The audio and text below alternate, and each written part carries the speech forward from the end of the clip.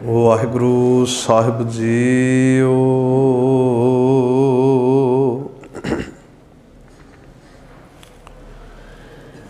ਮੈਂ ਮੂਰਖ ਕੀ ਕੇਤਕ ਬਾਤ ਹੈ,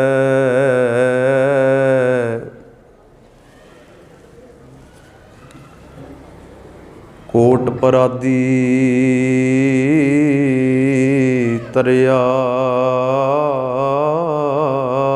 ਰੇ।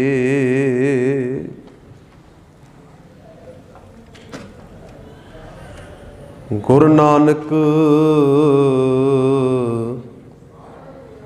ਜਿਨ ਸੁਣਿਆ ਪੇਖਿਆ, ਸੇ ਫਿਰ ਕਰਬਾਸ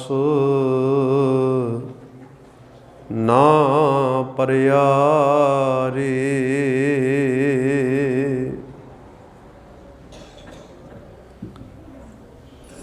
ਰਾਗ ਬਿਲਾਵਲ ਕਬੀਰ ਜੀ। ਕੋ ਹਰ ਸਮਾਨ ਨਹੀਂ ਰਾਜਾ, ਇਹ ਭੂਪਤ ਸਭ ਦਿਵਸ ਚਾਰ ਕੇ, ਝੂਠੇ ਕਰਤ ਦਿਵਾਜਾ।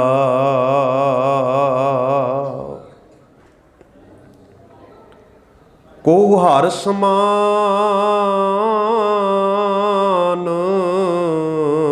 ਨਹੀਂ ਰਾਜਾ,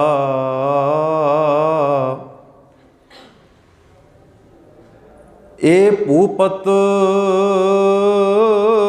ਸਭ ਦਿਵਸ ਚਾਰ ਕੇ, ਝੂਠੇ ਕਰਤ ਦਿਵਾਜਾ। ਰਹਾਉ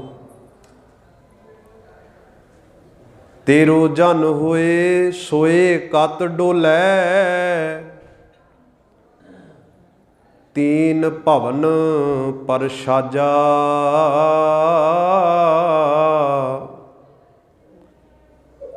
ਹਾਥ ਪਸਾਰ ਸਕੈ ਕੋ ਜਨ ਕੋ,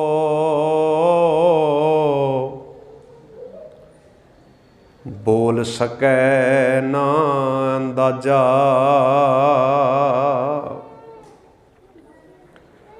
ਚੇਤ ਅਚੇਤ ਮੂੜ ਮਨ ਮੇਰੇ, ਬਾਜੇ ਅਨਹਤ ਬਾਜਾ।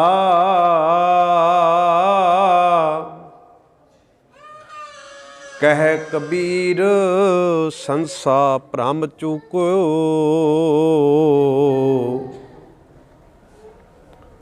ਧਰੂ ਪ੍ਰਹਲਾਦ ਨਿਵਾਜਾ। ਕਹਿ ਕਬੀਰ ਸੰਸਾ ਭ੍ਰਮ ਚੁਕੋ, ਧਰੂ ਪ੍ਰਹਲਾਦ ਨਿਵਾਜਾ। ਪਰਮ ਸਨਮਾਨਯੋਗ ਜੁਗੋ ਜੁਗ ਅਟਲ ਚਵਰ ਛਤਰ ਤਖਤ ਦੇ ਮਾਲਕ, ਗੁਰਤਾ ਗੱਦੀ ਤੇ ਸੁਭਾਈਮਾਨ ਸ਼ਬਦ ਗੁਰੂ ਸ੍ਰੀ ਗੁਰੂ ਗ੍ਰੰਥ ਸਾਹਿਬ ਮਹਾਰਾਜ, ਤਿੰਨਾਂ ਦੀ ਪਾਵਨ ਪਵਿੱਤਰ ਮੁਕੱਦਸ ਗੋਦ ਵਿੱਚ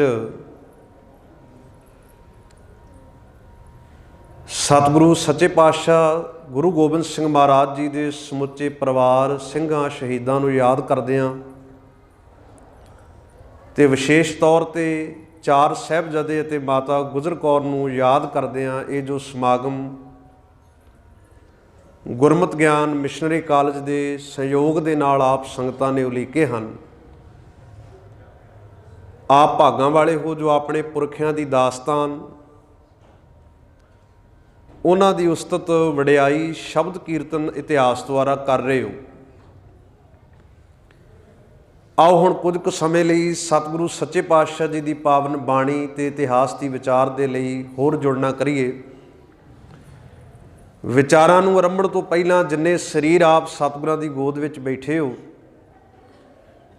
ਕੋਈ ਰਸਨਾ ਗੁਰੂ ਫਤਿਹ ਤੋਂ ਵਾਂਝੀ ਨਾ ਰਹੇ। ਇੱਕੇ ਵਾਰੀ ਕਹਿਣ 'ਤੇ ਆਖਣਾ ਜੀ ਵਾਹਿਗੁਰੂ ਜੀ ਕਾ ਖਾਲਸਾ, ਵਾਹਿਗੁਰੂ ਜੀ ਕੀ ਫਤਿਹ। ਸੰਸਾਰ ਦੀ ਇੱਕ ਬੜੀ ਬੇਸਿਕ ਜੀ ਥਿਊਰੀ ਹੈ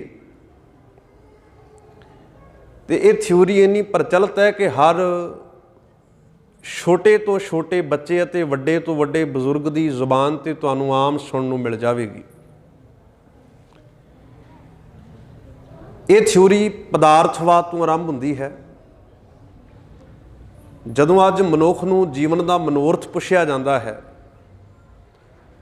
ਤਾਂ ਬੰਦਾ ਇਹ ਗੱਲ ਅਕਸਰ ਕਹਿੰਦਾ ਹੈ ਕਿ ਰੋਟੀ, ਕੱਪੜਾ ਅਤੇ ਮਕਾਨ,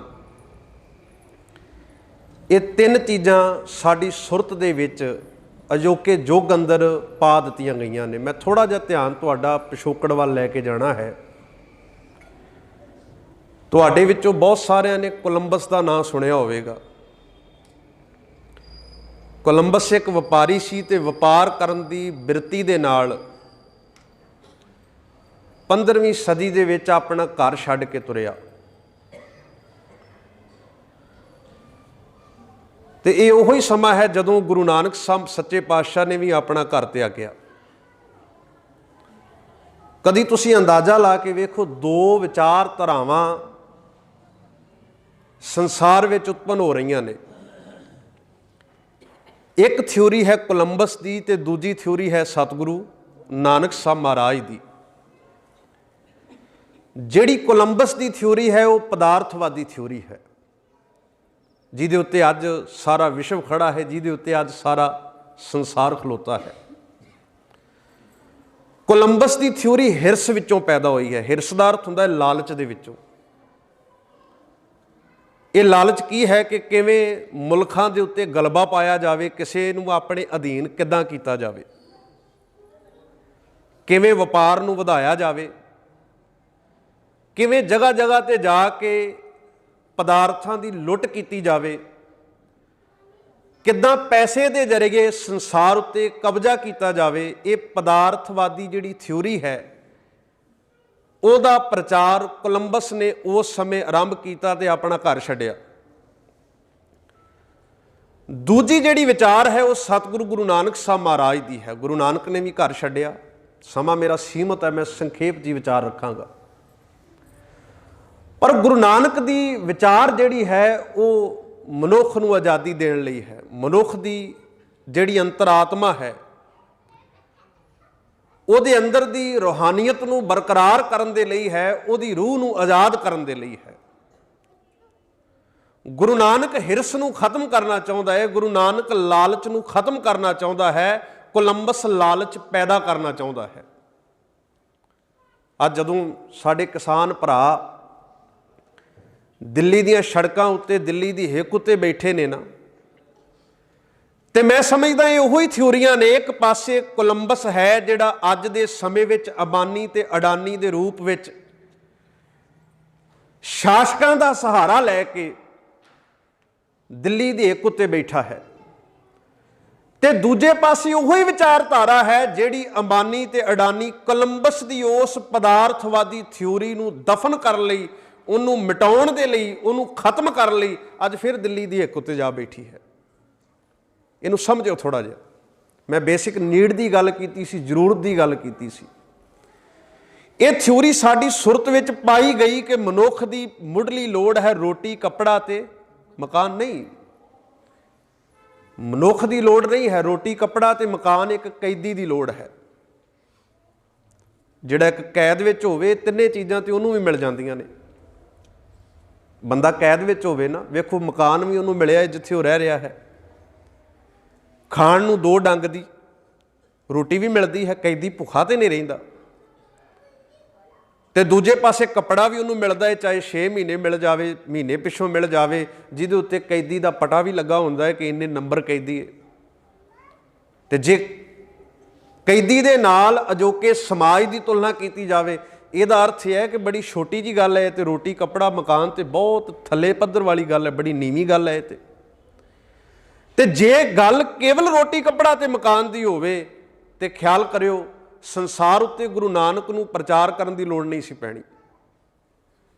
ਜੇ ਕੇਵਲ ਗੱਲ ਰੋਟੀ, ਕੱਪੜੇ ਤੇ ਮਕਾਨ ਦੀ ਹੋਵੇ ਤੇ ਬਾਬਰ ਦੀ ਅੱਖ ਵਿੱਚ ਅੱਖ ਪਾ ਕੇ ਗੱਲ ਕਹਿਣ ਦੀ ਕੀ ਲੋੜ ਸੀ ਕਿ ਬਾਬਰ ਤੂੰ ਜਾਬਰ ਹੈ।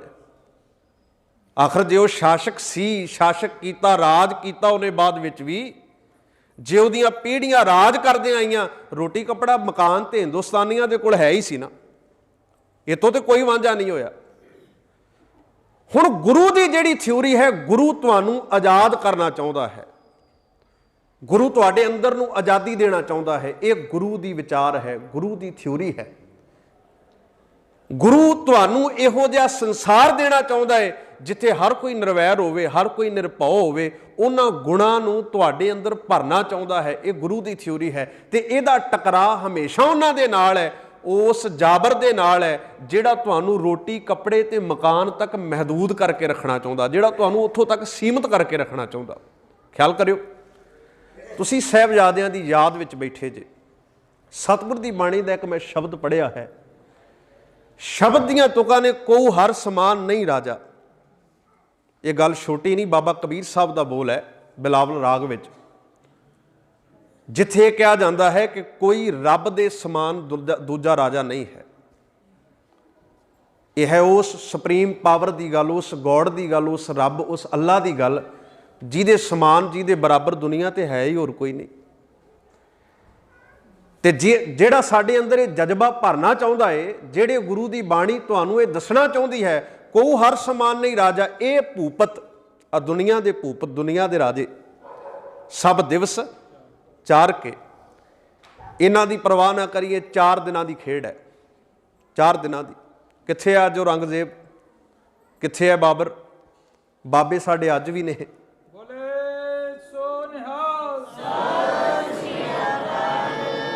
बाबियां दे जोड़ मेले ते अज भी मनाए जा रहे हैं। बाबर कित्थे है? औरंगजेब कित्थे है?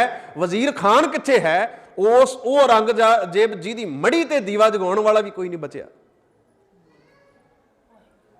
हुण सतगुरु सच्चे पातशाह महाराज कहंदे ने, गल दा ख्याल करी, दुनिया दे उत्ते इस गल नूं अपनी जिंदगी विच वसा के जीवी, रब दे समान दुनिया ते कोई राजा नहीं है, कोई हर समान नहीं राजा। ये भूपत सब दिवस चार के झूठे करत दिवाजा। इन्हां दे दावे जिहड़े ये राजे करते हैं, इन्हां दे दावे 4 दिनां दे ने, ये सब झूठे ने। इस करके सुप्रीम पावर संसार ते कोई है तो वह रब दी है। तो साहिबजादे किहदी अधीनगी मनते हैं? वो एक अकाल तो बिना दूजी किसी की अधीनगी नहीं मनते। मैं गल कर लगा सी, जे गल केवल रोटी कपड़े ते मकान की होवे ते वजीर खान कहंदा सी तुहानूं ये चीज़ां दे दिंदे, तुहानूं चंगी रोटी देवांगे। चंगी रोटी लई कह रहा सी ना, चंगे कपड़िਆਂ ਲਈ भी कह रहा सी, चंगे महलों ਲਈ भी कहन लगा सी राज भाग। साहिबजादियां ने अजिही की गल अपने जीवन में धारण की, उन्होंने रोटी कपड़ा ते मकान तिन्ना चीज़ों नूं ठोकरां मार दित्तियां। इहदा अर्थ है दुनिया के लोगों, संसार के लोगों, ये जिहड़ी थ्योरी है रोटी कपड़ा ते मकान, ये गुलामां दी थ्योरी है। आज़ाद लोगों लिए थ्योरी नहीं बनी, आज़ाद लोगों की थ्योरी नहीं है। सतगुरु सच्चे पातशाह महाराज ने पावन बाणी दे विच जिहड़ी विचारधारा सानू दित्ती, जिहदे उत्ते ये सिख समाज उसरिया है, जिहदे उत्ते सिख मजहब जिहदे उत्ते खलोता है, इनू जीवन विच प्रैक्टिकल करके 2 घटनावां असीं पढ़दे हां। इक्को समय वापरियां जदों चमकौर दी गढ़ी विच गुरु गोबिंद सिंह महाराज दे वड्डे साहिबजादे बाबा अजीत सिंह, बाबा जुझार सिंह दुश्मनां दा मुकाबला करते हुए शहादत का जाम पींदे ने, जिन्हों असीं शहीदी कहने आ। साडे विच शहीदी दे अर्थ बड़े विलखण ने। भावें शब्द साडे विद्वान कहते हैं आया अरबी का है आया इस्लाम विचों है, पर जिहड़े अर्थ इन्हें इत्थे आण के धारण कीते ने शायद उन्हां विच वो अर्थ नहीं हैं जिहड़े अर्थ सिੱਖੀ विच धारण कीते। एक बेनती होर करदे हां, दुनिया के इतिहास विच तुहानूं छोटे साहिबजादियां दे बराबर की कोई शहीदी नहीं मिलती दुनिया के इतिहास विच। मैं संसार के इतिहास की गल कर रहा, कली हिंदुस्तान के इतिहास विच ते मिलनी की है। दुनिया के इतिहास विच तुहानूं एडी लासानी शहीदी किते नहीं मिलती जिथे 7 ते 9 साल के बच्चे इन्नी जुरत के नाल किसी हाकम के अगे अड़ के खलोते होण। ते मैं सोचदा सी बंदा पता कदों हारदा है। तुसीं बहुत बार एक घटना सुनी होवेगी, मैं इहनूं थोड़ा जिहा होर ਨਜ਼ਰੀਏ ਨਾਲ ਵੇਖਦਾ, ਇਹਨੂੰ ਹੋਰ ਤਰੀਕੇ ਨਾਲ ਤੱਕਦਾ ਹਾਂ ਆਪਣੀ ਦ੍ਰਿਸ਼ਟੀ ਤੋਂ। ਤੁਸੀਂ ਕਦੀ ਵੇਖਿਓ ਜਦੋਂ ਤੁਹਾਡੇ ਤੋਂ ਕੋਈ ਤਾਕਤਵਰ ਹੋਵੇ ਨਾ, ਭਾਵੇਂ ਉਹ ਤੁਹਾਨੂੰ ਵੇਖਣ ਨੂੰ ਕਮਜ਼ੋਰ ਲੱਗਦਾ ਹੋਵੇ, ਪਰ ਕੋਈ ਤੁਹਾਡੇ ਅੱਗੇ ਅੜ ਜਾਵੇ ਤੇ ਬੰਦਾ ਉਹਨੂੰ ਹਰਾਉਣ ਲਈ ਕਿੰਨੀਆਂ ਚਾਲਾਂ ਚੱਲਦਾ। ਕਪਟੀਪੁਣਾ ਵੀ ਕਈ ਵਾਰ ਧਾਰਨ ਕਰਦਾ ਵੀ ਕਿੱਦਾਂ ਇਹਨੂੰ ਮੈਂ ਹਰਾ ਦੇਵਾਂ, ਇੱਕ ਵਾਰ ਮੈਂ ਦੁਨੀਆ ਨੂੰ ਕਹਿਣ ਜੋਗਾ ਹੋ ਜਾਵਾਂ ਵੀ ਨਹੀਂ ਇਹ ਹਾਰ ਗਿਆ। ਵੇਖੋ ਬੱਚਿਆਂ ਦੀ ਖੇਡ ਹੈ। ਵਜ਼ੀਰ ਖਾਨ ਕਿੰਨਾ ਹਾਰਿਆ ਹੋਵੇਗਾ ਜਿਹਨੇ ਇਹ ਸੋਚਿਆ ਕਿ ਵੱਡਾ ਦਰਵਾਜ਼ਾ ਬੰਦ ਕਰਕੇ ਛੋਟੇ ਥਾਣੀ ਇਹਨਾਂ ਨੂੰ ਕੱਢਿਆ ਜਾਵੇ। ਕਿੱਡੀ ਵੱਡੀ ਹਾਰ ਹੈ ਉਹਦੀ ਆਪਣੇ ਆਪ ਵਿੱਚ। ਤੇ ਮਨੋਰਥ ਕੀ ਸੀ? ਕਹਿਣ ਲੱਗਾ ਜਦੋਂ ਛੋਟੇ ਦਰਵਾਜ਼ੇ ਥਾਣੀ ਆਉਣਗੇ ਤੇ ਨੋਰਮਲ ਜੀ ਗੱਲ ਹੈ, ਸਾਡਾ ਇੰਨਾ ਦਿਮਾਗ ਕਈ ਵਾਰ ਨਹੀਂ ਕੰਮ ਕਰਦਾ ਕਿ ਜਦੋਂ ਆਪਾਂ ਛੋਟੇ ਦਰਵਾਜ਼ੇ ਥਾਣੀ ਲੰਘੀਏ ਆਪਾਂ ਸਿਰ ਪਹਿਲਾਂ ਕੱਢਦੇ ਹਾਂ ਤੇ ਲੱਤਾਂ ਬਾਅਦ ਵਿੱਚ ਕੱਢਦੇ ਹਾਂ। ਵੇਖੋ ਦੁਸ਼ਮਣ ਕਿੱਥੋਂ ਤੱਕ ਚਲਾਕ ਹੈ। ਦੁਸ਼ਮਣ ਕਿੰਨਾ ਹਾਰਿਆ ਹੈ ਕਿ ਆਪਣੀ ਜਿੱਤ ਦਾ ਨਗਾਰਾ ਵਜਾਉਣਾ ਤੇ ਚਾਹੁੰਦਾ ਹੈ ਪਰ ਵਜਾ ਨਹੀਂ ਸਕਦਾ, ਤੇ ਵਜਾ ਵੀ ਕਿਵੇਂ ਰਿਹਾ ਹੈ। ਉਹਨੇ ਚਲਾਕੀ ਖੇਡੀ, ਛੋਟਾ ਦਰਵਾਜ਼ਾ ਖੋਲ ਦਿੱਤਾ। ਮਨ ਵਿੱਚ ਸੋਚ ਰਿਹਾ ਹੈ, ਵਜ਼ੀਰ ਖਾਨ ਸਾਹਮਣੇ ਬੈਠਾ ਹੈ ਵੀ ਹੁਣੇ ਆਉਣਗੇ। ਅੱਛਾ, ਪਤਾ ਉਹਨੂੰ ਵੀ ਹੈ ਵੀ ਇਹ ਗੁਰੂ ਗੋਬਿੰਦ ਸਿੰਘ ਮਹਾਰਾਜ ਦੇ ਲਾਲ ਨੇ, ਸਾਡੇ ਹਰਾਇਆ ਇਹਨਾਂ ਨੇ ਹਾਰਨਾ ਨਹੀਂ ਹੈ, ਇਸ ਕਰਕੇ ਉਹਨੇ ਤਰੀਕਾ ਹੀ ਇਹ ਵਰਤਿਆ। ਜਦੋਂ ਸਾਹਿਬਜ਼ਾਦੇ ਆਏ, ਅੱਜ ਅਸੀਂ ਕਹਿੰਦੇ ਹਾਂ ਸਾਡੇ ਬੱਚਿਆਂ ਦੇ ਦਿਮਾਗ ਬੜਾ ਸ਼ਾਰਪ ਹੈ, ਬੜਾ ਤੇਜ਼ ਹੈ, ਬੜਾ ਤਿੱਖਾ ਹੈ। ਤੁਸੀਂ 7 ਤੇ 9 ਸਾਲ ਦੇ ਬੱਚਿਆਂ ਨੂੰ ਆਪਣੀ ਸੁਰਤ ਵਿੱਚ ਲੈ ਆਓ ਇੱਕ ਵਾਰ ਤੇ ਧਿਆਨ ਧਰ ਕੇ ਵੇਖੋ ਵੀ ਗੁਰੂ ਕਲਗੀਧਰ ਪਿਤਾ ਨੇ, ਉਹਨਾਂ ਦੀਆਂ ਮਾਤਾਵਾਂ ਨੇ ਤੇ ਮਾਤਾ ਗੁਜਰ ਕੌਰ ਨੇ ਉਹਨਾਂ ਨੂੰ ਕਿੱਦਾਂ ਸਿੱਖਿਆ ਦਿੱਤੀ ਹੋਵੇਗੀ। ਉਹ ਆਏ ਨੇ ਤੇ ਪੈਰ ਪਹਿਲਾਂ ਦਿਖਿਆ ਹੈ, ਜੁੱਤੀ ਪਹਿਲਾਂ। ਇਸ ਜੁੱਤੀ ਨੂੰ ਵਿਖਾਉਣ ਦਾ ਮਤਲਬ ਪਤਾ ਕੀ ਸੀ? ਤੈਨੂੰ ਅਸੀਂ ਜੁੱਤੀ ਦੀ ਨੋਕ ਤੇ ਵੀ ਨਹੀਂ ਜਾਣਦੇ। ਇਹ ਮਨੋਰਥ ਸੀ ਉਹਨਾਂ ਦਾ ਵੀ ਹਾਲਾਂਕਿ ਉਹ ਚਾਹੁੰਦਾ ਸੀ ਵੀ ਸਿਰ ਝੁਕੇ ਤੇ ਮੈਂ ਕਹਾਂ ਕਿ ਵੇਖੋ ਵਜ਼ੀਰ ਖਾਨ ਦੇ ਦਰਬਾਰ ਦੇ ਵਿੱਚ ਉਹਨਾਂ ਨੇ ਸੀਸ ਝੁਕਾ ਦਿੱਤਾ, ਪਰ ਜੁੱਤੀ ਅੱਗੇ ਕੱਢਣ ਦਾ ਮਤਲਬ ਇਹ ਸੀ ਵੀ ਤੈਨੂੰ ਜੁੱਤੀ ਦੀ ਨੋਕ ਤੇ ਨਹੀਂ ਜਾਣਦੇ। ਤੇ ਅਗਲੀ ਗੱਲ ਉਦੋਂ ਵੀ ਵੱਡੀ ਹੋ ਗਈ ਜਦੋਂ ਉਹਨਾਂ ਆਖਿਆ ਵਾਹਿਗੁਰੂ ਜੀ ਕਾ ਖਾਲਸਾ ਵਾਹਿਗੁਰੂ ਜੀ ਕੀ ਫਤਿਹ। ਛੋਟੀ ਗੱਲ ਹੈ, ਅਸੀਂ ਤੇ ਅੱਜ ਇਸ ਮਾਡਰਨਿਟੀ ਦੇ ਵਿੱਚ, ਇਸ ਮਾਡਰਨ ਜ਼ਮਾਨੇ ਦੇ ਵਿੱਚ ਅਸੀਂ ਫਤਿਹ ਨਹੀਂ ਬੁਲਾਉਂਦੇ। ਇਹ ਦੁਖਾਂਤ ਨਾਲ ਅਸੀਂ ਆਪਣੇ ਤੇ ਵੀ ਝਾਤੀ ਮਾਰਨੀ ਹੈ। ਸਾਡੇ ਘਰਾਂ ਵਿੱਚ ਕੋਈ ਗੈਸਟ ਆ ਜਾਵੇ, ਕੋਈ ਪ੍ਰਾਹੁਣਾ ਆ ਜਾਵੇ, ਅਸੀਂ ਆਪਣੇ ਬੱਚਿਆਂ ਨੂੰ ਹੋਰ ਭੇਖ ਕਰਨ ਨੂੰ ਤੇ ਉਹਨਾਂ ਅੱਗੇ ਕਹਿ ਦਿੰਦੇ ਹਾਂ, ਪਰ ਫਤਿਹ ਅਸੀਂ ਆਪਣੇ ਘਰਾਂ ਵਿੱਚ ਵੀ ਬੁਲਾ ਕੇ ਰਾਜੀ ਨਹੀਂ। ਸਾਨੂੰ ਸ਼ਰਮ ਆਉਂਦੀ ਹੈ। ਕਮਾਲ ਹੈ, ਏਡੇ ਵੱਡੇ ਵਿਰਸੇ ਦੀ ਮਾਲਕ ਕੌਮ ਹੋਵੇ ਤੇ ਸਾਨੂੰ ਜੇ ਫਤਿਹ ਬੁਲਾਉਣ ਲੱਗਿਆਂ ਵੀ ਸ਼ਰਮ ਆ ਰਹੀ ਹੈ। ਤੇ ਮੈਨੂੰ ਲੱਗਦਾ ਹੈ ਇਹ ਮਾਡਰਨਿਟੀ ਨਹੀਂ ਹੈ, ਇਹ ਸਾਡਾ ਜਲੂਸ ਹੈ, ਇਹ ਸਾਡਾ ਮਾਨਸਿਕ ਸ਼ੋਸ਼ਣ ਵੇਖੋ ਕਿੱਥੋਂ ਤੱਕ ਹੋ ਗਿਆ। ਸਾਨੂੰ ਆਪਣੀ ਫਤਿਹ ਤੋਂ ਸੰਗ ਲੱਗਣ ਲੱਗ ਪਈ ਵੀ ਜਿਹੜੀ ਫਤਿਹ ਨੂੰ ਉਹ ਵਜ਼ੀਰ ਖਾਨ ਦੀ ਕਚਹਿਰੀ ਵਿੱਚ ਵੀ ਨਹੀਂ ਭੁੱਲ ਰਿਹਾ, ਸਾਨੂੰ ਉਹ ਫਤਿਹ ਆਪਣੇ ਪਰਿਵਾਰਾਂ ਵਿੱਚ ਭੁੱਲ ਗਈ, ਆਪਣੇ ਘਰਾਂ ਵਿੱਚ ਭੁੱਲ ਗਈ। ਚੰਡੇ ਕਿੱਦਾਂ ਦੇ ਸੀ? ਮੈਂ ਗੱਲ ਕਰਨ ਲੱਗਾ ਸੀ ਵੀ ਦੋ ਗੱਲਾਂ ਇੱਥੋਂ ਸਿੱਖਣ ਨੂੰ ਮਿਲਦੀਆਂ ਨੇ। ਦੋ ਗੱਲਾਂ ਦੁਨੀਆ ਦੇ ਇਤਿਹਾਸ ਵਿੱਚ ਵਿਲੱਖਣ ਨੇ। ਕਿਵੇਂ ਚਮਕੌਰ ਦੀ ਗੜੀ ਦੇ ਵਿੱਚ ਬਾਬਾ ਅਜੀਤ ਸਿੰਘ ਤੇ ਬਾਬਾ ਜੁਝਾਰ ਸਿੰਘ ਵੈਰੀਆਂ ਨਾਲ ਜੂਝਦੇ ਨੇ, ਤੇ ਬਾਬਾ ਜੋਰਾਵਰ ਸਿੰਘ ਤੇ ਬਾਬਾ ਫਤਿਹ ਸਿੰਘ ਸਿਦਕ ਨਾਲ ਕਿੱਦਾਂ ਉਹਨਾਂ ਦੇ ਹੱਥਾਂ ਵਿੱਚ ਹਥਿਆਰ ਨਹੀਂ, ਪਰ ਆਪਣੀ ਦ੍ਰਿੜਤਾ ਦੇ ਨਾਲ ਉਹ ਕਿੱਦਾਂ ਜੂਝ ਰਹੇ ਨੇ, ਕਿੱਦਾਂ ਮੁਕਾਬਲਾ ਕਰ ਰਹੇ ਨੇ। ਤੇ ਮਾਤਾ ਗੁਜਰ ਕੌਰ ਤੋਂ ਅੱਜ ਦੀਆਂ ਦਾਦੀਆਂ ਸਿੱਖਿਆ ਲੈ ਲੈਣ ਵੀ ਕਿੱਦਾਂ ਉਹਨੇ ਤਿਆਰ ਕੀਤਾ। ਅੱਲਾ ਯਾਰ ਖਾਂ ਜੋਗੀ ਨੇ ਗੱਲ ਲਿਖੀ, ਕਹਿਣ ਲੱਗੀ ਮਾਤਾ ਗੁਜਰ ਕੌਰ ਕੋਲੋਂ ਜਦੋਂ ਬੱਚਿਆਂ ਨੂੰ ਲੈਣ ਆਏ ਨਾ, ਤੇ ਮਾਤਾ ਗੁਜਰ ਕੌਰ ਨੇ ਉਹਨਾਂ ਨੂੰ ਇੱਕ ਬੋਲ ਆਖਿਆ, ਜਾने से पहले गले से लगा तो लूं, केसों को कंघी करूं मुंह दुल्हा तो लूं, नन्हे से सिरों पे कलगी सजा तो लूं, जाने से पहले इन्हें दुल्हा बना तो लूं। ਉਹ ਖਲੋ ਜੋ, ਮੇਰੇ ਪੁੱਤ ਮੌਤ ਨੂੰ ਵਿਆਹੁਣ ਚੱਲੇ ਨੇ, ਲਾੜੀ ਮੌਤ ਨੂੰ ਵਿਆਹੁਣ ਚੱਲੇ ਨੇ, ਤੇ ਜਿੱਦਾਂ ਵਿਆਹੁਣ ਤੋਂ ਪਹਿਲਾਂ ਲਾੜਾ ਤਿਆਰ ਹੁੰਦਾ ਹੈ, ਮੈਂ ਆਪਣੇ ਪੋਤਿਆਂ ਨੂੰ ਤਿਆਰ ਤੇ ਕਰ ਲਾਂ, ਇਦਾਂ ਕਿਵੇਂ ਤੋਰਦੇ ਆ।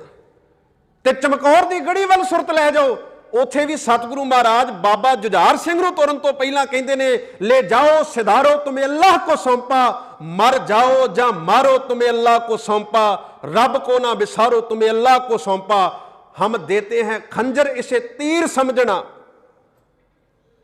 ਇਹ ਹੈ ਕਲਗੀਧਰ ਦਾ ਜਿਗਰਾ, ਜਿਹੜਾ ਆਪਣੇ ਹੱਥੀਂ ਆਪਣੇ ਪੁੱਤਾਂ ਨੂੰ। ਇੱਕ ਘਟਨਾ ਇੱਥੇ ਹੋਰ ਵੀ ਬੜੀ ਅਜੀਬ ਵਾਪਰੀ ਜਦੋਂ ਬਾਬਾ ਅਜੀਤ ਸਿੰਘ ਸ਼ਹਾਦਤ ਦਾ ਜਾਮ ਪੀਂਦੇ ਨੇ, ਗੁਰੂ ਗੋਬਿੰਦ ਸਿੰਘ ਮਹਾਰਾਜ ਚਮਕੌਰ ਦੀ ਗੜੀ ਵਿੱਚ ਖਲੋਤੇ ਹੋਏ ਜਕਾਰਾ ਬੁਲਾਉਂਦੇ ਨੇ ਤੇ ਬਾਬਾ ਜੁਝਾਰ ਸਿੰਘ ਨੂੰ ਆਵਾਜ਼ ਮਾਰਨ ਦੀ ਲੋੜ ਨਹੀਂ ਪਈ। ਆਪਣੇ ਆਪ ਵਿੱਚ ਦੁਨੀਆ ਦੇ ਵਿੱਚ ਇਹ ਵਿਲੱਖਣ ਗੱਲ ਸੀ। ਅਜੀਤ ਸਿੰਘ ਦੀ ਸ਼ਹਾਦਤ ਤੋਂ ਬਾਅਦ ਜੁਝਾਰ ਸਿੰਘ ਆਪ ਆਣ ਕੇ ਕਹਿਣ ਲੱਗਾ, ਮੈਨੂੰ ਇਜਾਜ਼ਤ ਦਿਓ ਰਨ ਵਿੱਚ ਜਾਣ ਦੀ। ਇਹ ਹੈ ਤੁਹਾਡੀ ਵਿਰਾਸਤ। ਪਰ ਦੁਖਾਂਤ ਹੈ ਅਸੀਂ ਭੁੱਲ ਗਏ ਇਹਨਾਂ ਚੀਜ਼ਾਂ ਨੂੰ।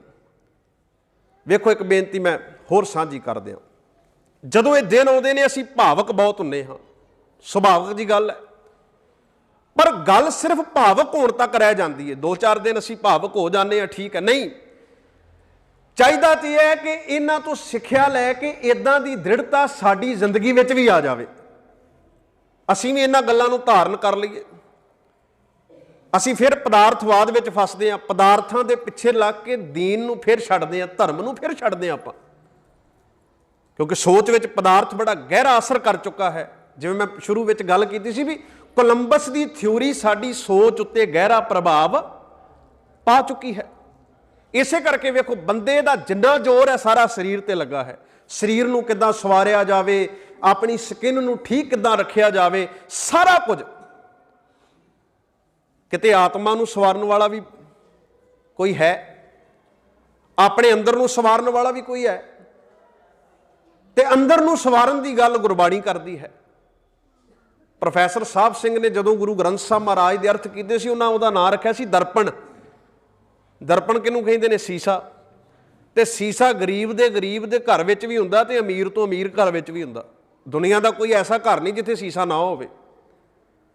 ਤੇ ਸੀਸੇ ਦਾ ਕੰਮ ਕੀ ਹੈ? ਤੁਸੀਂ ਚਿਹਰੇ ਅੱਗੇ ਕਰੋ, ਜੇ ਤੁਹਾਡੇ ਮੂੰਹ ਤੇ ਕੁਝ ਲੱਗਾ ਹੈ ਤੇ ਉਹਨੇ ਉਦਾਂ ਦਾ ਦੱਸ ਦੇਣਾ ਹੈ। ਜਿੱਦਾਂ ਦੇ ਤੁਸੀਂ ਹੋ, ਦਰਪਣ ਨੇ ਪੂਰਾ ਉਦਾਂ ਦਾ ਉਦਾਂ ਤੁਹਾਨੂੰ ਵਿਖਾ ਦੇਣਾ। ਉਹਨੇ ਕੋਈ ਲੁਕੋ ਥੋੜਾ ਰੱਖਣਾ ਦਰਪਣ ਨੇ।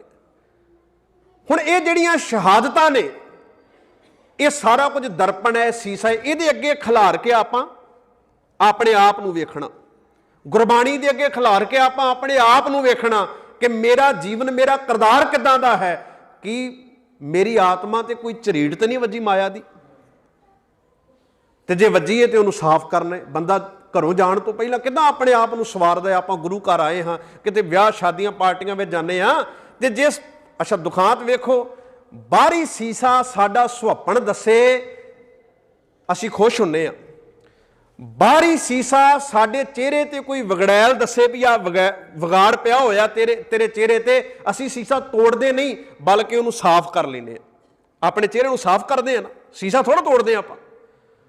ਪਰ ਜਿਸ ਵਕਤ ਕੋਈ ਦੁਨੀਆ ਦੇ ਉੱਤੇ ਗੁਰੂ ਨਾਨਕ ਵਰਗਾ ਜਾਂ ਬਾਬਾ ਅਜੀਤ ਸਿੰਘ, ਜੋਰਾਵਰ ਸਿੰਘ, ਗੁਰੂ ਗੋਬਿੰਦ ਸਿੰਘ ਮਹਾਰਾਜ, ਇਹਨਾਂ ਫਤਿਹ ਸਿੰਘ, ਜੁਝਾਰ ਸਿੰਘ ਵਰਗਾ ਸੰਸਾਰ ਦੇ ਅੱਗੇ ਖਲੋਂਦਾ ਏ ਤੇ ਵਕਤ ਦੇ ਹਾਕਮ ਨੂੰ ਦੱਸਦਾ ਹੈ ਕਿ ਤੂੰ ਇਹਨਾਂ ਕਰੂਪ ਹੈ, ਆਪਣੇ ਚਿਹਰੇ ਨੂੰ ਸਾਫ਼ ਕਰ, ਉਹਦੇ ਕੋਲੋਂ ਉਹ ਕਰੂਪਤਾ ਜਰੀ ਨਹੀਂ ਜਾਂਦੀ। ਉਹ ਸੀਸਾ ਤੋੜਨਾ ਚਾਹੁੰਦਾ ਹੈ, ਉਹਨਾਂ ਚੀਜ਼ਾਂ ਨੂੰ ਖਤਮ ਕਰਨਾ ਚਾਹੁੰਦਾ ਹੈ। ਇਹ ਸੰਸਾਰ ਦੀ ਵਿਡੰਬਣਾ ਹੈ। ਸਤਿਗੁਰੂ ਗੁਰੂ ਗਰੀਬ ਨਵਾਜ ਮਹਾਰਾਜ ਨੇ, ਬਾਬਾ ਕਬੀਰ ਸਾਹਿਬ ਨੇ ਬੜਾ ਕਮਾਲ ਦਾ ਖਿਆਲ ਦਿੱਤਾ। ਉਹ ਕਹਿਣ ਲੱਗੇ, ਦੁਨੀਆ ਉੱਤੇ ਰੱਬ ਦੇ ਸਮਾਨ ਕੋਈ ਰਾਜਾ ਨਹੀਂ। ਜਦੋਂ ਇਹ ਸ਼ਬਦ ਆਪਾਂ ਪੂਰਾ ਪੜ੍ਹਾਂਗੇ ਨਾ, ਇਹਦੇ ਅਖੀਰ ਉੱਤੇ 2 ਮਹਾਂਪੁਰਸ਼ਾਂ ਦੀ ਉਹਨਾਂ ਨੇ ਗੱਲ ਕੀਤੀ, ਇੱਕ ਧਰੂ ਦੀ ਤੇ ਦੂਜੀ ਪ੍ਰਹਲਾਦ ਦੀ। ਬੜੀ ਵਾਰ ਗੁਰੂ ਗ੍ਰੰਥ ਸਾਹਿਬ ਦੀ ਬਾਣੀ ਵਿੱਚ ਤੁਸੀਂ ਧਰੂ ਤੇ ਪ੍ਰਹਲਾਦ ਦਾ ਜ਼ਿਕਰ ਪੜ੍ਹਿਆ ਹੋਵੇਗਾ। ਮੇਰੀ ਗੱਲ ਨੂੰ ਬਿਲਕੁਲ ਧਿਆਨ ਨਾਲ ਸਮਝਿਓ। ਕਬੀਰ ਸਾਹਿਬ ਜਿਸ ਵਕਤ ਇਸ ਸੰਸਾਰ ਦੇ ਵਿੱਚ ਨੇ, ਉਹਨਾਂ ਦੇ ਸਾਹਮਣੇ ਜਾਂ ਧਰੂ ਹੈ ਤੇ ਜਾਂ ਪ੍ਰਹਲਾਦ ਹੈ। ਬਾਣੀ ਦੇ ਵਿੱਚ ਤਾਂ ਹੀ ਇਹਨਾਂ ਦੀਆਂ ਉਦਾਹਰਨਾਂ ਦਿੱਤੀਆਂ ਗਈਆਂ ਨੇ, ਜਿਵੇਂ ਨਾਮ ਜਪੋ ਜੀ ਐਸੇ ਐਸੇ, ਧਰੂ ਪ੍ਰਹਲਾਦ ਜਪਿਓ ਹਰ ਜੈਸੇ। ਦੂਜੇ ਪਾਸੇ ਪ੍ਰਹਲਾਦ ਦੀ ਗੱਲ ਕੀਤੀ ਹੈ। ਬਾਬਾ ਕਬੀਰ ਸਾਹਿਬ ਦੀ ਬਾਣੀ ਵਿੱਚੋਂ ਵੀ ਹੋਰ ਸਾਨੂੰ ਇਹ ਵਾਕ ਮਿਲ ਜਾਂਦੇ ਨੇ। ਪ੍ਰਹਲਾਦ ਬਾਰੇ ਤੇ ਇਹ ਕਹਾਣੀ ਹੈ ਕਿ ਉਹਦੇ ਪਿਓ ਨੇ, ਹੈਗਾ ਉਹ ਰਾਜਨੀਤਿਕ ਸੀ, ਉਹਨੇ ਆਪਣੇ ਆਪ ਨੂੰ ਰੱਬ ਐਲਾਨ ਦਿੱਤਾ। ਹੈਗਾ ਰਾਜਾ ਸੀ ਤੇ ਆਪਣੇ ਆਪ ਨੂੰ ਰੱਬ ਐਲਾਨ ਦਿੱਤਾ। ਉਹਦੀ ਸਾਰੀ ਪ੍ਰਜਾ ਉਹਨੂੰ ਰੱਬ ਮੰਨਣ ਲੱਗ ਪਈ, ਸਾਰੀ ਪ੍ਰਜਾ। ਅੱਜ ਵੀ ਸਾਡੇ ਵਕਤ ਦੇ ਹੁਕਮਰਾਨਾਂ ਦੀਆਂ ਵੀ ਇੱਥੇ ਮੰਦਿਰ ਬਣ ਜਾਂਦੇ ਨੇ। ਮੋਦੀ ਵਰਗੇ ਨੂੰ ਵੀ ਲੋਕ ਰੱਬ ਮੰਨਦੇ ਨੇ, ਜਿਹੜਾ ਤੁਹਾਡੀਆਂ ਨਸਲਾਂ ਨੂੰ ਤਬਾਹ ਕਰਨਾ ਚਾਹੁੰਦਾ ਹੈ। ਉਹ ਹੁਕਮਰਾਨ ਦਿੱਲੀ ਦਾ ਜਿਹੜਾ ਤੁਹਾਡੀਆਂ ਪੀੜ੍ਹੀਆਂ ਨੂੰ ਤਬਾਹ ਕਰਨਾ ਚਾਹੁੰਦਾ ਹੈ, ਉਹਦੇ ਵੀ ਮੰਦਿਰ ਬਣਦੇ ਨੇ। ਇਹ ਦਸਤੂਰ ਰਿਹਾ ਹੈ ਇੱਥੋਂ ਦਾ। भी इन्हां ने अपने राजिਆਂ ਨੂੰ भी रब का दर्जा दे दिता। हो नहीं, कित्थे रब ते कित्थे दुनिया के राजे। ये आए चले जाणगे। सतगुर ने बाणी विच भी इन्हां दा जिक्र किया है भी कोई राजा राणा संसार ते रहिंदा थोड़ा है, पर क्योंकि जदों जेहनीयत विच गुलामी भर जावे बंदा राजिਆਂ ਨੂੰ भी रब मन लैंदा है। हुण प्रहलाद की उदाहरण गुरु ग्रंथ साहब की बाणी विच दित्ती गई। कहण लगे प्रहलाद अपने प्यो राजे नूं रब नहीं मनदा, सारी प्रजा मनदी है, सारा संसार मनदा है। अजकल लोकतंत्र है ना, क्योंकि वोटां जिहदे वल ज़्यादियां होण उत्थे जिहड़ा है साडे बच्चिआं नूं लोकतंत्र दा सबक पढ़ाया जांदा है। साडी पढ़ाई साडा चौखटा इदां दा हो गया, सानूं उस दायरे तो बाहर सोचना। अच्छा, इत्थे कोई मूर्ख बंदा होवे ना, ओहदी भी लोकतंत्र विच वोट दी इन्नी कीमत है, तो कोई PhD होवे ओहदी वोट दी कीमत भी बराबर है। इस करके लोकतंत्र काहदा है, तुसीं अंदाजा ला के वेखो। असीं गल ते करदे हां ना भी गद्दियां दे उत्ते हुक्मरान बह गए। हुण साडे विच सिलैक्शन सी, इलैक्शन नहीं सी हैगी। वैसे चलो फाई पै गई लोकतंत्र दी गल भी इत्थे मूर्ख दी वोट दी भी कीमत उन्नी है ते इत्थे सियाणे दी कीमत भी उन्नी है। तो मैं बेनती ये कर लगा सी, प्रहलाद अपने प्यो नूं रब नहीं कहिंदा, सारी प्रजा कहिंदी है। ते कमाल है, प्रजा दे प्रभाव विच आया उहदा उस्ताद, उहनूं पढ़ाउण वाला, प्रजा दे प्रभाव विच आई होई उहदी मां जिन्हें उहनूं जन्म दिता, वह भी कहण लगी राजनीति दे अगे सिर झुका के कह दे राजनीति रब है, कह दे। प्रहलाद नहीं मनदा। चलो कोई ना मन्ने तां भी ठीक है, पर मुश्किल एक होर बन गई।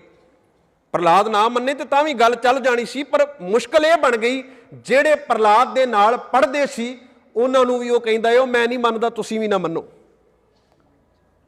समस्या कई बार ये भी हो जाती है ना, बंदा कहिंदा मैं नहीं मनदा, तू ही ना मन। अगला कहिंदा भी तू ये चल तू नहीं जाना उत्थे ना जा, तू दूजिआं नूं क्यों कहना। ते सतगुर की बाणी ने उत्थे वाक रखे, प्रहलाद पठाए पढ़नशाल संग सखा बो लिए बाल। संखेप जी गल कह देवां, गल कित्थे आण के मुकी भी प्रहलाद आप विगड़िया सब चाटड़े विगाड़े। प्रहलाद आप भी विगड़िया है तो उन्हें चाटड़े भी विगाड़ दिते। ते गल इत्थे आण के निबड़ी कि प्रहलाद की परीक्षा हुई। संखेप च गल कह दियां, प्रहलाद की परीक्षा हुई, प्रहलाद पास हो गया। ते कबीर साहब ने उहदी दृढ़ता की उदाहरण गुरु ग्रंथ साहब की बाणी विच दर्ज कर दिती। वक्त की राजनीति नूं प्रहलाद ने रब नहीं मन्निया। तो मैं सोचदा काश किते अज कबीर साहब हुंदे ते वक्त की राजनीति दे अगे साडे छोटे छोटे साहिबजादियां नूं खलोतियां वेखदे। अज हुंदे कबीर साहब वेखदे। प्रहलाद पता नहीं होया कि नहीं होया, उहदे प्यो ने पता नहीं अपने आप नूं रब अखवाया कि नहीं अखवाया, पर एक समा इस धरती ते वो भी आया जदों वजीर खान ते औरंगजेब वर्गिया ने आख्या असीं भी रब हां, साडी सता नूं प्रवान कर लो। ते छोटे 7 ते 9 साल दे बच्चे अगे खलोते ने, वो कहण लगे असीं तेरी शहनशाही तो डरदे नहीं, असीं तैनूं प्रवान नहीं करदे, असीं अपने धर्म दे पक्के हाँ, असीं अपने ईमान दे पक्के हाँ। ते जे उन्हां नूं कहिंदा तुहानूं मौत आ जावेगी, वो कहते हैं कि गारंटी है भी जे इस्लाम धारण कर लिया तो फिर मौत नहीं आएगी। ऐसी दृढ़ता दुनिया के इतिहास में किते नहीं। ते सतगुर की बाणी ने आख्या कोऊ हर समान नहीं राजा, ए भूपत सब दिवस चार के झूठे करत दिवाजा रहाओ, तेरो जन होए सोए कत डोलै। जिहड़ा तेरा सेवक है वह डोलदा नहीं, अडोल है, उहदी अवस्था अडोल है। तेरो जन होए सोए कत डोलै, 3 भवन पर साजा। तिन्ना भवनां दे मालक समुचे जगत दे मालक अकाल पुरख वाहिगुरू, जिहड़ा तेरा सेवक है वह दुनिया के राजियां अगे डोलदा नहीं। उन्होंने दुनिया की कोई ताकत अपने अकीदे अपने विश्वास तो डला नहीं सकती। जिहड़ा सेवक तेरा बन जाता है, शर्त यह है असीं डोल जाने। निके निके लालचां विच बंदा डोल जाता है, निके निके लालचां विच भरा भरा दा वैरी बन जाता है। छोटे छोटे ही लालच हुंदे ने ना। कई बार पिंडां थावां ते वेखीदा जमीन के छोटे जे टुकड़े बदले बंदा अपने भरावां नूं मार दिंदा। ਛੋਟੀ ਜੀ ਦੁਕਾਨ ਬਦਲੇ ਬੰਦਾ ਭਰਾਵਾਂ ਦਾ ਖੂਨ ਪੀ ਜਾਂਦਾ। ਤੇ ਕਈ ਵਾਰ ਤੇ ਬੰਦੇ ਦਾ ਇਦਾਂ ਪੱਧਰ ਡਿੱਗ ਪੈਂਦਾ ਹੈ, ਕਈ ਵਾਰ 1 ਰੁਪਈਏ ਤੇ ਵੀ ਮਰ ਜਾਂਦਾ। 1 ਰੁਪਈਏ ਤੇ ਵੀ ਜੇ ਮਰਨ ਤੇ ਆਵੇ ਤੇ ਅਸੀਂ ਡੋਲਣ ਦੀ ਗੱਲ ਕਰ ਰਹੇ ਹਾਂ ਵੀ ਅਸੀਂ ਇੱਥੇ ਵੀ ਡੋਲ ਜਾਂਦੇ। ਤੇ ਸਤਿਗੁਰ ਨੇ ਅਗਲੀ ਗੱਲ ਆਖੀ, ਹਾਥ ਪਸਾਰ ਸਕੈ ਕੋ ਜਨ ਕੋ, ਬੋਲ ਸਕੈ ਨਾ ਅੰਦਾਜ਼ਾ। ਹੱਥ ਪਸਾਰਨ ਦਾ ਮਤਲਬ ਹੁੰਦਾ ਹੈ ਜਿਵੇਂ ਕੋਈ ਆਖੇ ਮੇਰੀ ਛਤਰ ਛਾਇਆ ਹੈ ਤੁਹਾਡੇ ਤੇ, ਕੋਈ ਰੱਬ ਦੇ ਭਗਤ ਅੱਗੇ ਹੱਥ ਪਸਾਰੇ, ਉਹਨੂੰ ਆਖੇ ਮੇਰੇ ਇਸ ਹੱਥ ਦੀ ਛਤਰ ਛਾਇਆ ਦੇ ਥੱਲੇ ਆ, ਤੇ ਰੱਬ ਦਾ ਭਗਤ ਉਹਦੀ ਛਤਰ ਛਾਇਆ ਨੂੰ ਪ੍ਰਵਾਨ ਨਹੀਂ ਕਰਦਾ। ਕੋਈ ਆਖੇ ਮੇਰਾ ਬਹੁਤ ਤੇਜ ਪ੍ਰਤਾਪ ਹੈ, ਰੱਬ ਦਾ ਭਗਤ ਉਹਦੇ ਪ੍ਰਤਾਪ ਨੂੰ ਪ੍ਰਵਾਨ ਨਹੀਂ ਕਰਦਾ। ਹਾਥ ਪਸਾਰ ਸਕੈ ਕੋ ਜਨ ਕੋ, ਬੋਲ ਸਕੈ ਨਾ ਅੰਦਾਜ਼ਾ। ਤੇ ਅਖੀਰਲੀਆਂ ਪੰਕਤੀਆਂ ਵਿੱਚ ਬਾਬਾ ਕਬੀਰ ਸਾਹਿਬ ਨੇ ਵਾਕ ਰੱਖਿਆ, ਕਹਿਣ ਲੱਗੇ, ਧਰੂ ਤੇ ਪ੍ਰਹਲਾਦ ਦੀ ਉਦਾਹਰਨ ਦੇ ਕੇ ਬਾਬਾ ਕਬੀਰ ਸਾਹਿਬ ਨੇ ਆਪਣੀ ਬਾਣੀ ਵਿੱਚ ਬੜਾ ਪਿਆਰਾ ਖਿਆਲ ਦਿੱਤਾ। ਉਹ ਕਹਿਣ ਲੱਗੇ, ਹੇ ਮੇਰੇ ਅਚੇਤ ਮਨ, ਮੂਰਖ ਮਨ, ਉਸ ਨਿਰੰਕਾਰ ਨੂੰ ਚੇਤੇ ਕਰ। ਚੇਤ ਅਚੇਤ ਮੂੜ ਮਨ ਮੇਰੇ, ਬਾਜੇ ਅਨਹਤ। ਇਹ ਉਹ ਬਾਜਾ ਜਿਹਦੀ ਗੱਲ ਕੀਤੀ ਹੈ, ਗਗਨ ਦਾ ਮਾਮਾ ਪਰਿਓ ਨਿਸ਼ਾਨੇ, ਖੇਤ ਜੋ ਮਾਂਡਿਓ ਸੂਰਮਾ ਅਬ ਜੂਝਨ ਕੋ ਦਾਓ। ਚੇਤ ਅਚੇਤ ਮੂੜ ਮਨ ਮੇਰੇ, ਬਾਜੇ ਅਨਹਤ ਬਾਜਾ। ਕਹਿ ਕਬੀਰ ਸੰਸਾ ਭ੍ਰਮ ਚੂਕੋ, ਧਰੂ ਪ੍ਰਹਲਾਦ ਨਵਾਜਾ। ਕਹਿਣ ਲੱਗੇ ਆਪਣੇ ਅੰਦਰ ਦੇ ਸੰਸੇ ਦੂਰ ਕਰ, ਸ਼ੰਕੇ ਦੂਰ ਕਰ, ਉਸ ਨਿਰੰਕਾਰ ਉੱਤੇ ਅਕੀਦਾ ਲੈ ਕੇ ਆ। ਤੇ ਜਿੱਦਾਂ ਧਰੂ ਤੇ ਪ੍ਰਹਲਾਦ ਨੂੰ ਸੰਸਾਰ ਵਿੱਚ ਨਵਾਜਿਆ ਗਿਆ, ਜਿੱਦਾਂ ਬਾਬਾ ਜੋਰਾਵਰ ਸਿੰਘ ਤੇ ਫਤਿਹ ਸਿੰਘ ਨੂੰ ਨਵਾਜਿਆ ਜਾ ਰਿਹਾ ਹੈ, ਰਹਿੰਦੀ ਦੁਨੀਆ ਤੱਕ ਨਵਾਜਿਆ ਜਾਵੇਗਾ, ਇੱਦਾਂ ਹੀ ਤੇਰਾ ਸਨਮਾਨ ਹੋਵੇਗਾ, ਇੱਦਾਂ ਹੀ ਤੈਨੂੰ ਨਵਾਜਿਆ ਜਾਵੇਗਾ। ਸੋ ਸਤਿਗੁਰ ਦੀ ਇਸ ਬਾਣੀ ਤੋਂ ਸਿੱਖਿਆ ਲਈਏ, ਕਿਉਂਕਿ ਬਾਣੀ ਥਿਊਰੀ ਹੈ ਤੇ ਸਾਹਿਬਜ਼ਾਦਿਆਂ ਨੇ ਜੋ ਆਪਣੇ ਜੀਵਨ ਵਿੱਚ ਜੀਆ ਉਹ ਕੀ ਹੈ, ਪ੍ਰੈਕਟੀਕਲ ਹੈ। ਇਹ ਕੋਈ ਹਵਾ ਵਾਲੀਆਂ ਗੱਲਾਂ ਨਹੀਂ, ਬਲਕਿ ਉਹਨਾਂ ਨੇ ਉਸ ਬਾਣੀ ਦੇ ਨਾਲ ਆਪਣੀ ਸੁਰਤ ਨੂੰ ਇੱਕ ਸਰ ਕਰਕੇ ਹੰਢਾਇਆ ਹੈ, ਉਹਨੂੰ ਜੀਵਿਆ ਵੀ ਹੈ। ਅਸੀਂ ਗਾਉਂਦੇ ਤੇ ਜ਼ਰੂਰ ਹਾਂ, ਪਰ ਜੀਵਨ ਵਿੱਚ ਹੰਢਾਉਣ ਦੀ ਜਦੋਂ ਗੱਲ ਆਉਂਦੀ ਹੈ ਅਸੀਂ ਉਦੋਂ ਕੰਨੀ ਕਤਰਾ ਜਾਂਦੇ ਹਾਂ। ਗੁਰੂ ਬਖਸ਼ਿਸ਼ ਕਰੇ ਅਸੀਂ ਹੰਢਾ ਸਕਦੇ ਹਾਂ, ਬਸ ਅਰਦਾਸ ਹੱਥ ਜੋੜ ਕੇ ਗੁਰੂ ਦੇ ਅੱਗੇ ਕਰ ਜਾਈਏ ਕਿ ਗੁਰੂ ਸਾਹਿਬ ਅਸੀਂ ਇੰਨੇ ਸਮਰੱਥ ਨਹੀਂ, ਪਰ ਜੇ ਤੂੰ ਸਿਰ ਉੱਤੇ ਹੱਥ ਧਰ ਦੇਵੇਂ ਤੇ ਇਹ ਸਮਰੱਥਾ, ਇਹ ਦ੍ਰਿੜਤਾ ਸਾਡੀ ਜ਼ਿੰਦਗੀ ਵਿੱਚ ਵੀ ਆ ਸਕਦੀ ਹੈ।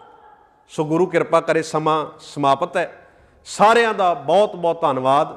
ਕੋਟਾਨ ਕੋਟ ਸ਼ੁਕਰ ਗੁਰੂ ਗ੍ਰੰਥ ਸਾਹਿਬ ਸੱਚੇ ਪਾਤਸ਼ਾਹ ਜੀ ਦਾ।